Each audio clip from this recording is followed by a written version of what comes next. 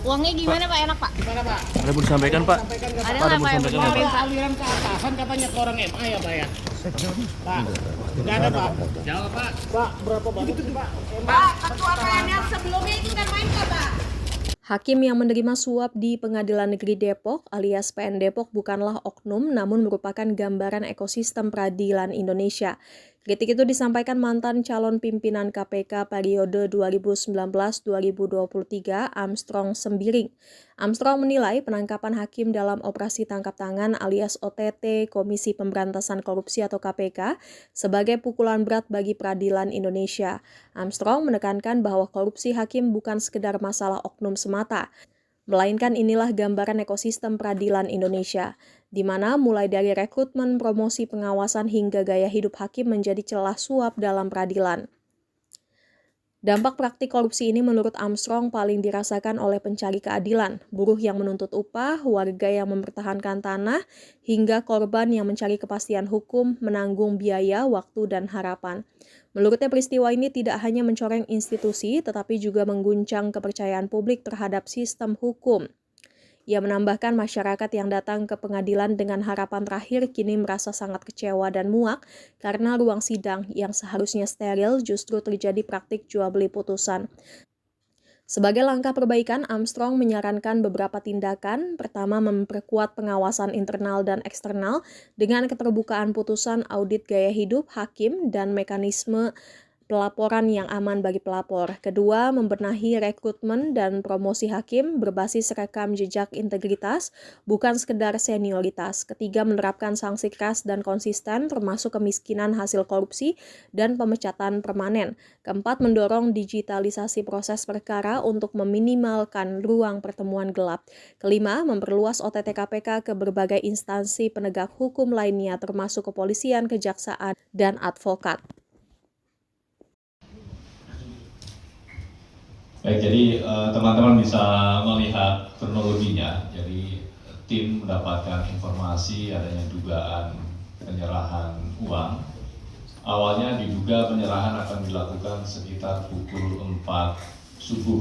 Jadi tim sudah bersiap sejak dini hari, namun kemudian ditunggu sampai pagi, belum juga dilakukan penyerahan. Dan pada siang hari sekitar pukul 13.39, tim juga memantau pergerakan saudara ALF yang merupakan staf keuangan dari PT KD mengambil uang senilai 850 juta sesuai dengan kesepakatan dari pihak PT KD dengan pihak PT PN ya, yang itu sudah dinego dari semula harga atau senilai 1 miliar rupiah.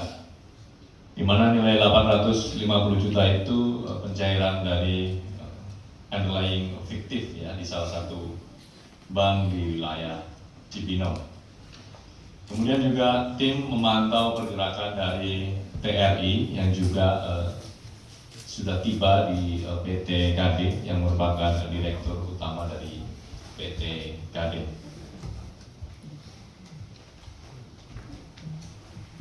Berikutnya tim terus memantau pergerakan beberapa pihak baik di PT KD dan juga di PN Depok, di mana pada pukul 14.36 saudara GUN juga sudah bersiap untuk melakukan rencana pertemuan nantinya dengan pihak PT PN, dan juga saudara AMD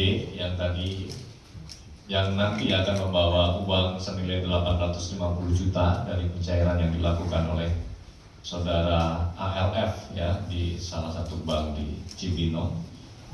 Kemudian di mobil satunya ada saudara BER dan GUN ya dari PT KD yang juga sekitar pukul 18.39, jadi memang sudah masuk masa-masa maghrib, jadi sudah agak redup-redup petang gitu ya. Jadi ini tim memantau pergerakan 3 mobil, kemudian terjadi pertemuan dan sekitar pukul 19 terjadi penyerahan uang yang kemudian uang yang diserahkan dari pihak PT KD kepada pihak PN Depok, dalam hal ini YOH, ya, lalu diamankan oleh tim. ini sebelum diamankan juga sempat terjadi pengejaran, jadi karena mungkin memang sudah cukup gelap ya, jadi tim sempat kehilangan kendaraan dari PN Depok yang kemudian berhasil diamankan ya setelah beberapa menit dilakukan pengejaran. Yaitu teman-teman bisa melihat uang yang diamankan dalam tas ransel warna hitam.